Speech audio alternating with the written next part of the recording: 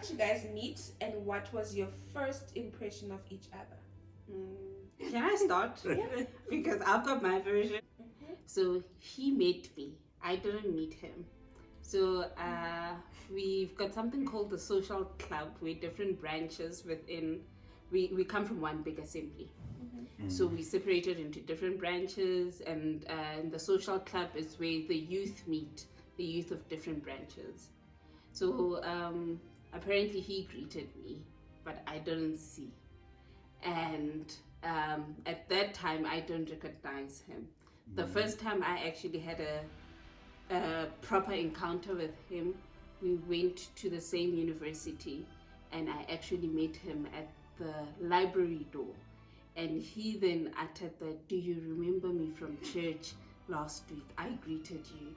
So from my side, I met him at the library door of our university. We met at church. She even said hi. So we met at church. Huh? Sure. That's where he met me.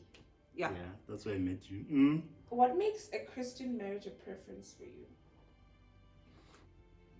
Okay, I can go first on this one. So I think it's similar backgrounds and believing in the same things. I think that's the biggest plus for us.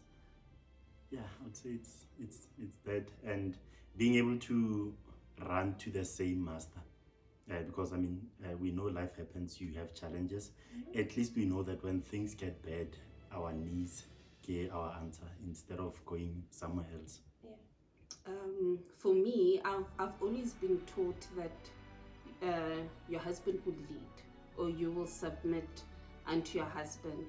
And I think the biggest thing to me was, I want to submit to somebody that submits to the same doctrines as me. I think it would just make it easy for me to follow that lead. I want to understand who his master is, and it would be easy for me just to follow in that direction. So I think the same values, as much as we might be from different cultural backgrounds, but the Christ brings similar values, similar upbringing. So I think that's what stood out for me or mattered. What have you learned about your partner that's unique in the years that you've been married? Unique. Fortunately, I've only been married once, so unique in comparison to. Okay, so it's an interesting one. Unique. What's unique, kind of? What's unique on a lot? The one thing that stands out for you about your spouse? For me, about her. I must narrow this down to one thing. Okay. I think the nicest thing, one thing I love the most, she talks non-stop. There are days where I would leave the house and 20 minutes later I call her and she has something new to say. So she's full of ngozi. And I like her for that. Ouch. That's not nice. But it's fine. It's fine. I think what stands out for me in regards to my husband is that he's a doer. Very proactive. Like, we experience a situation now and he's got a solution now. And I just love that. I've got somebody who's not relaxed. Like, I can quickly ask him, how do we? And he does. And what's been the most challenging thing about being married? The most challenging thing about being married, I need to start it like this. When we were dating, we didn't see each other every day.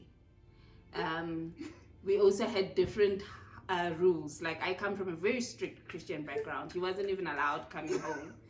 And I think having to live with someone every day, had I been told that being married, you guys are together every day, that's the most challenging part. And that everyday part shows a different character. The fact that I only saw him for like 2 hours, I only knew 2 hours of him, and he could behave for 2 hours. Now, like I said, it's every day, so he can't behave every day, you know. I think, Lena, similar to that, it would be learning a new person, because I spend my life really under my parents' umbrella and knowing my siblings. So now I must learn this new person and how she reacts to some things. I mean, the fact that she doesn't eat muhodu. Who doesn't eat muhodu? Those are small things, they are big. Yeah. Okay, with that in mind, how are you guys handling conflict? I think initially it was bad. Initially it was bad because we met as two talkers, so we are both very expressive, and the Very one person would say dominant. wah and the other would say wah. So we are, I wouldn't say we've learned because we are still in the process, but we've learned if the other one is high, be low. And thank God for golf, man. Because when you get angry, you can just go to the golf course and leave the situation, come back better, and you deal with things from there. And I would say, to sum it up, relaxing when the other one is on fire. Okay, I think I've got a similar view, but just a bit different on how we handle conflict. Like he mentioned that we are both dominant, we're both talkative. We are still in the journey of learning to communicate better. So we are channeling our communication a bit better because we've noticed that no one is willing to like settle the conversation. Another thing is we love exposing ourselves to a lot of marriage seminars or counseling sessions, and we are intentional about those things. And whenever we get an opportunity, or whenever we get an opportunity to speak to our marriage counselor, because if she's forever available, we use her. Initially we didn't, because we felt that she's tapping into our marriage, but after a while we discovered that we actually need her to just guide us on how do we communicate, how do we express certain things. Because I think now we're at a point whereby even if something offends you, you can breathe and then address it a bit later. Whereby initially in our marriage, we addressed it there and then type of thing. And I would say, sorry, just to come in there, the other thing, we made a vow to each other, or if I express something, it means it matters to me, regardless of how you see it. It might be a small thing to you, but if I'm saying it hurts me, we need to see it as important. And I think we always remind each other whenever one brings up something and we say, hey, when I'm so we remind each other, remember we said. And I think that works. Feeding off of that, would you say that it is wise to have a marriage counselor, therapist, psychologist that believes in the same thing that you believe in? Definitely. 100%. Definitely. 100%. Because and we're saying this, I don't think we've been exposed to other marriage counselors. No, it's always been people who are of the same belief. Some people might fear that because of she is that close to us or our families, she might go tell other people about our marital problems. That really doesn't matter, but she is very confidential. But the fact that even in her guidance there is the same God we speak about, it benefits us a lot. It does. And I think again we also look at another person and her marriage, and we see, or no, clearly this person is directing us to a path that she's walked before. So I think it definitely matters. What is the one thing that you've had to accept about your spouse that annoys you? She doesn't wake up early enough. Yeah, that for me, I don't understand, especially on a Saturday. How do you wake up after 7? Yeah, the anemone. Cut. Okay, start. Can expose a lot. Just say. Okay. So the one thing that I've had to adjust, and well, I'm still trying to adjust to Jora. She's not a morning person. I get my things done more in the morning. I prefer, doing things in the morning. So, yeah, I would say that stands out the most. Okay. I think he likes teamwork. And what I mean by teamwork, like we might both be like cleaning in the same area, but whenever he does something, he wants you to like look at him on some love it. Like it like and then like but we can multitask. So these days I've actually found a way to just look at him. If he's going to be washing dishes and he wants you to sit next to him and look at him. I didn't understand that initially. But I've noticed that he loves an audience. Like he loves an audience, and I think it's based on him having a number of siblings. So maybe they grew up doing things and the one would do and the others would watch type of thing. So I'm still getting into the routine where I'm just the watcher because he wants me to see him doing things. And who spends more money? Definitely. He does. What's the first? Conquer. How important would you say sex is in a marriage? Very important. Very important. Yeah. Do you want to elaborate? No, I'll just keep it at that. It's important because it's just important. Yeah. Okay. To me, I'm average. I'm neither here or there. Like, all day. We all have day, it. We don't. Day. It's fine. But for the benefit of my marriage and my husband and his desires, True. It is extremely important. In our Christian circles, a lot of young people believe that marriage is sex. What would you say about that? Because they get married to have sex. Can I comment first? I understand where they or we come from. I think it's based on our upbringing type of thing.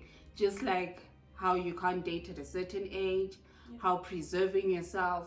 So you value this gift and you value it so much that you feel that all I have to offer in marriage is this.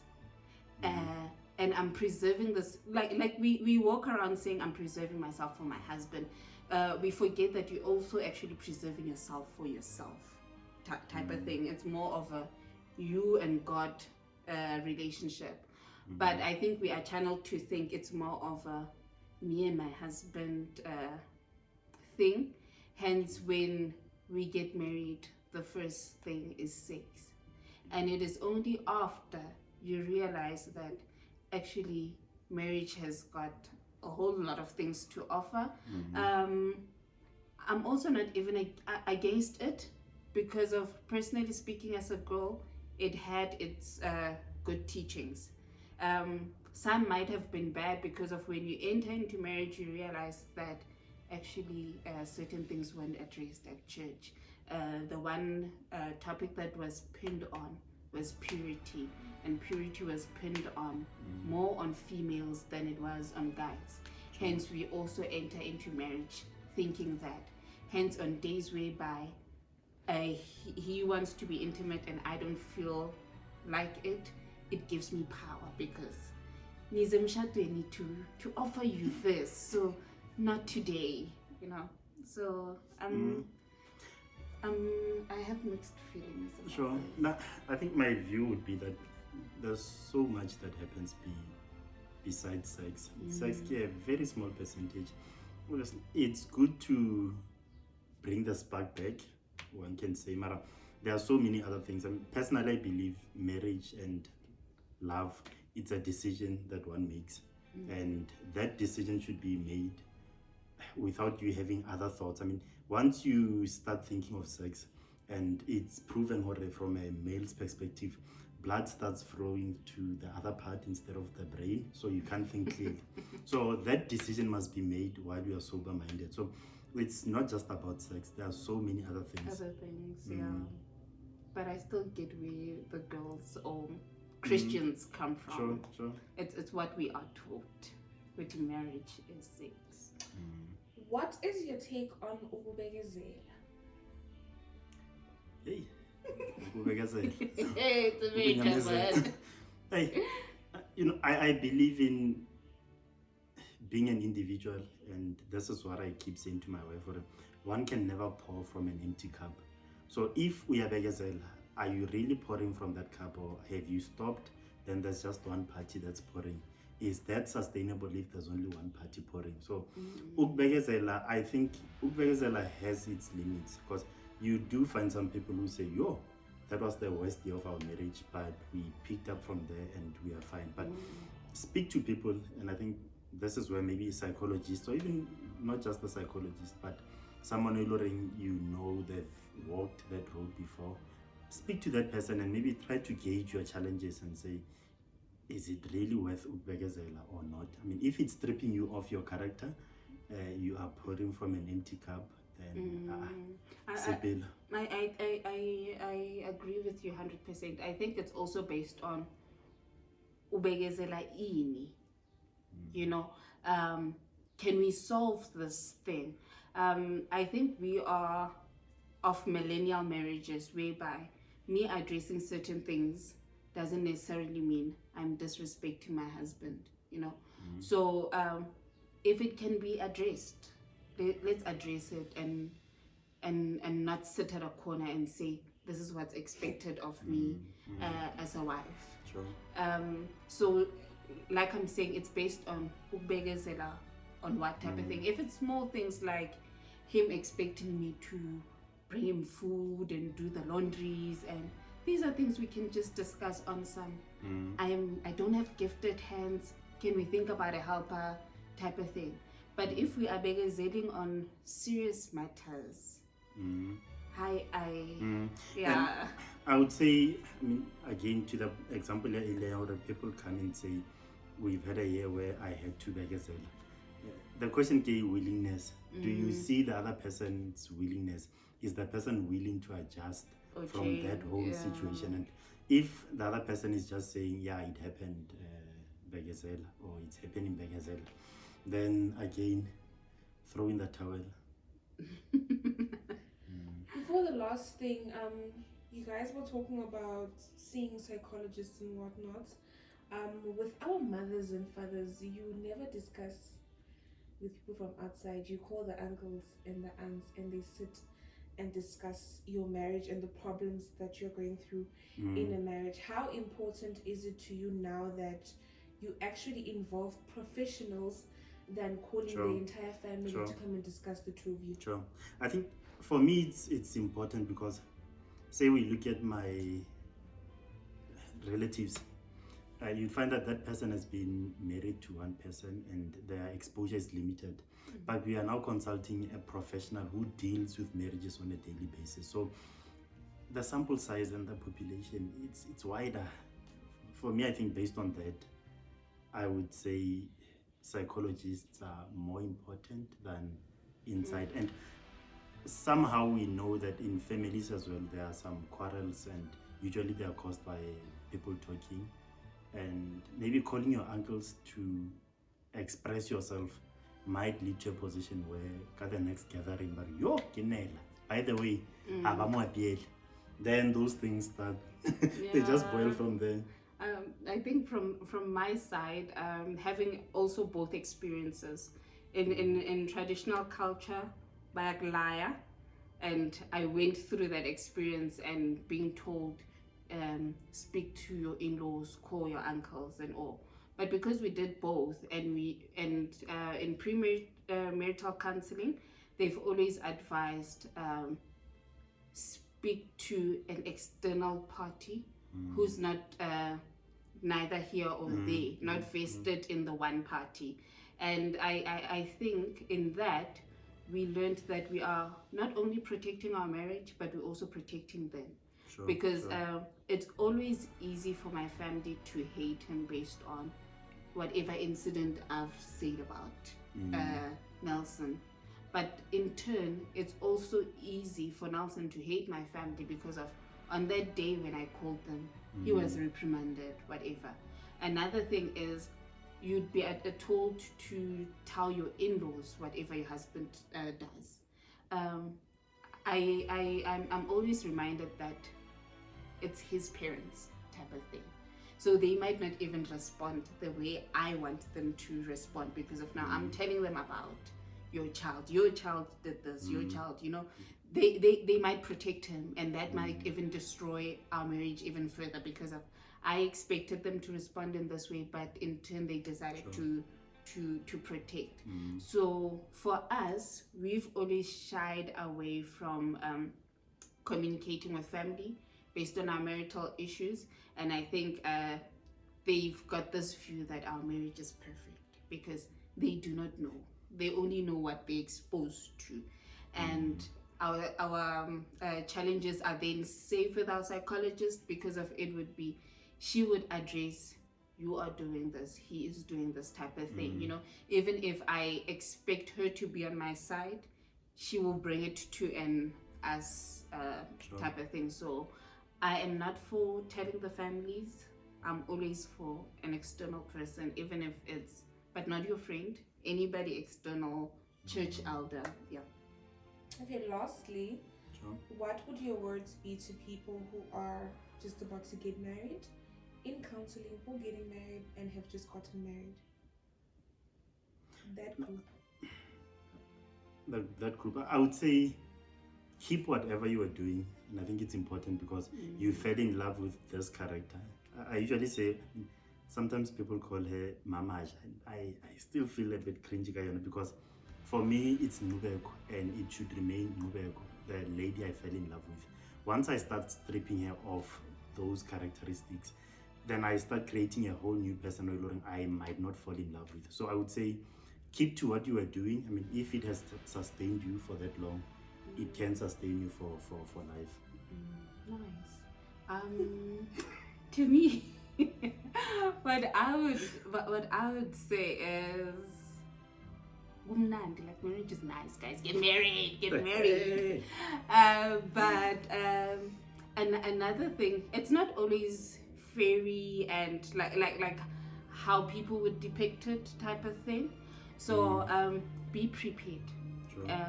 Mentally, just be prepared that there are days whereby your partner is just not all bubbly, but that doesn't necessarily mean the love has changed.